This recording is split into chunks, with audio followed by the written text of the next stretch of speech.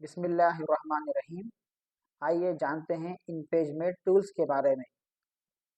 इसे कहा जाता है टूल्स, क्योंकि टूल्स अलग अलग हैं, बहुत से काम करते हैं, इसलिए हमने अलग अलग सबकों में सबक नंबर 5, सबक नंबर 6, सबक नंबर 7, सबक नंबर 8, इन 4 सबकों में हमने इन पूरे टूल्स को तरतीब दिया है। तो आज हम सबक नंबर 5 में arrow tool, I beam tool, rotation tool, text box linking tool और text box delinking tool के बारे में मालूम करेंगे। सबसे पहले है एरो टूल। इसी टूल का और एक नाम पिक टूल भी है। जब ये क्लिक किया जाए तो ऊपर कोई रिबन यहाँ पर नज़र नहीं आ रही है। इस टूल का काम सिर्फ इतना ही है कि कोई ऑब्जेक्ट यहाँ पर हो तो उसको ये सेलेक्ट करने के काम आता है। मिसाल के तौर मैंने चंद चीज़ें यहाँ पर ड्रॉ की हैं।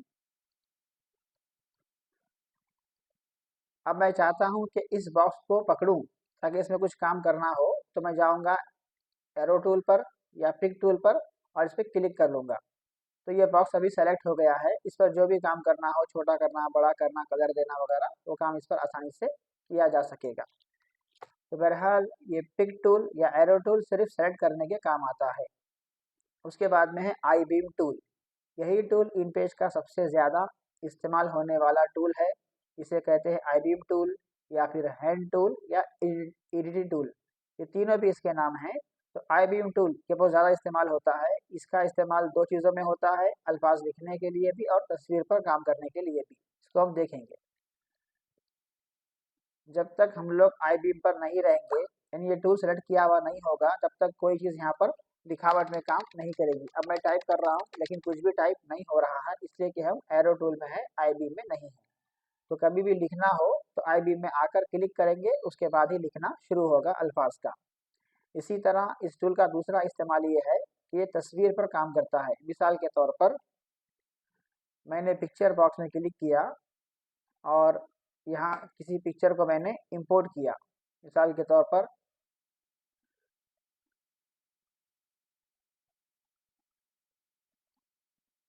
एक तस्वीर यहाँ पर आ गई है। अब जब तक मैं इस तस्वीर पर काम करने के लिए आई बीम पर क्लिक नहीं करूँगा, इस पर कोई काम नहीं होगा। मिसाल के तौर पर मैं अभी पकड़ रहा हूँ तस्वीर को, लेकिन अभी कोई काम तस्वीर पर होगा नहीं, इसलिए कि हमने क्लिक नहीं किया आई बीम पर।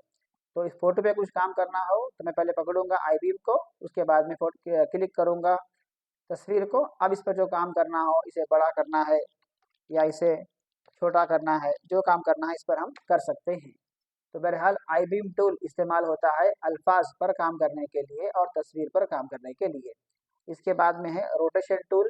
ये टूल सिर्फ काम आता है घुमाने के लिए किसी भी ऑब्जेक्ट को। जैसे ये ऑब्जेक्ट है, इसको मैंने क्लिक किया, अब मैं पकड़ के इसको घुमा रहा हूँ। तो जहाँ पकड़कर हम इसको ड्रैग करते हुए घुमाएंगे, ये टूल ऑब्जेक्ट को उस तरह रोटेट कर देगा।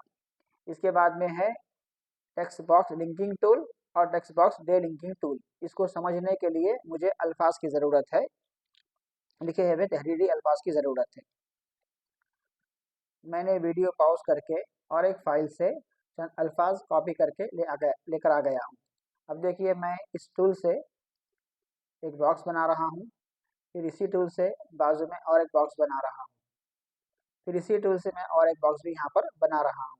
अब मैं चाहता हूँ कि मेरे अल्फाज इस बॉक्स के बाद में यहाँ पर आए, फिर यहाँ पर आए, फिर कहीं और पर जाएं।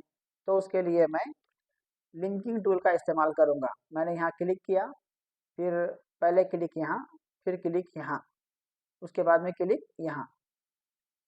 तो इसका फ़ायदा ये होगा कि जो अल्फाज मैं यहाँ पर पेस्ट करूँगा वो पहले यहाँ चलेंगे, फिर यहाँ, फिर यहाँ। जैसे देखिए, ये अल्फाज मैंने यहाँ पर पेस्ट कर दिए, तो ये पहले यहाँ पर आ रहे हैं, इसके बाद में टेक्स्ट यहाँ पर आ रहा है, फिर इसके बाद में ये टेक्स्ट आगे जाएगा जहाँ हम उसको जोड़ेंगे। तो बहरहाल ये जो लिंकिंग टेक्स्ट बॉक्स टूल है, ये काम आता है दो टेक्स्ट बॉक्स को आपस में जोड़ने के लिए। और अगर जोड़ को तोड़ देना हो तो नीचे है डे लिंकिंग टेक्स्ट बॉक्स, इस पर क्लिक करने के बाद में आप यहाँ क्लिक कर दीजिए, तो ये जो लिंक हो गया था वो टूट जाएगा। देखिए, अभी यहाँ पर लिंक टूट गया है, इसलिए अल्फाज यहीं पर ख़त्म हो रहे हैं। इसके बकिया अल्फाज किसी और बॉक्स में नहीं जा रहे हैं। नीचे एक लाल लकीर आ गई है, इस लकीर का मतलब ये है कि अल्फाज ज़्यादा हैं और लिखने की जगह ख़त्म हो गई है। तो टेक्स्ट बॉक्स लिंकिंग टूल काम आता है दो टेक्स्ट बॉक्स को जोड़ने के लिए। टेक्स्ट बॉक्स डीलिंकिंग टूल काम आता है उस लिंक को ख़त्म करने के लिए। रोटेशन टूल काम आता है किसी भी ऑब्जेक्ट को घुमाने के लिए। और आई बीम टूल ये तो सबसे अहम टूल है इन पेज का, लिखने के लिए काम आता है और फोटो पे काम करने के लिए काम आता है। एरो टूल किसी भी ऑब्जेक्ट को सेलेक्ट करने के लिए काम आता है। ये था टूल्स का पहला सबक। टूल्स का दूसरा, तीसरा और चौथा, इस तरह 4 सबकों में हम मुकम्मल टूल्स को ख़त्म करेंगे।